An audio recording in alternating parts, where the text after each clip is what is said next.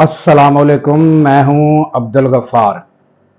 नाजरीन, मुझे बेहद अफसोस के साथ कहना पड़ता है कि पीटीआई की जानब से मुश्किल तरीन हालात में भी जलसों की इजाज़त मिली। बड़ी दुश्वारियां थी, मगर कौम जो है, जो पीटीआई के कारकुन हैं, उन्होंने तो साबित किया और वो हर जगह पहुंचे। यहाँ तक कि इन्होंने बकरा मंडी, काना की बकरा मंडी में जलसा किया, आवाम को वहाँ बुलवाया तो वहाँ भी पहुँचे। तो हर जगह आवाम ने तो अपने आप को साबित किया कि वो फुल चार्ज हैं। तो हुआ ये कि यानी जो क़यादत है उसकी तरफ से कोई लाहा अमल नहीं दिया गया, ना कोई जलसों का, ना कोई तहरीक का कोई सिलसिला चलाया गया। तो इंतहाई यानी कि इमरान खान को मुश्किल हालात में रखा गया। 5 रोज़ तक बिजली बंद और यानी कि उनसे सब सहूलियात छीन लेगी।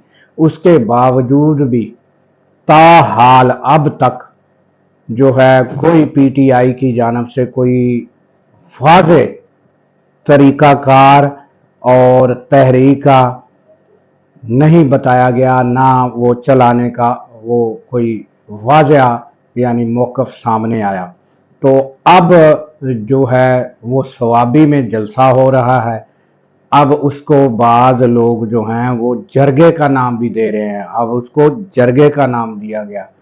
तो अब ये बहुत ही पीटीआई के लिए अहमियत का हामिल है कि इस मौका पर, जबकि ट्रंप जो है जीत चुका है और 2-4 रोज से यही खबरें हैं कि अब ट्रंप छुड़वाएगा, जबकि इमरान खान का वाज़े मौक़िफ़ है कि आपने अपनी खातर निकलना है और अपने बच्चों की खातर निकलना है और आपने रूल ऑफ लॉ की खातर निकलना है और आपने कौन सा पाकिस्तान कौम को देना चाहते हैं उसकी खातर निकलना है, और जो लोग जेलों में बेगुनाह कैद हैं उनकी खातर निकलना है, और जो आप लोगों के किसी का भाई है, किसी की बहन है, वो सारे जेलों में पड़े हैं, उनकी खातर निकलना है। उनका इमरान खान का वाज़े मौक़िफ़ है कि आपने अपनी कोशिशों के साथ यानी कि अपनी राह हमवार करनी है।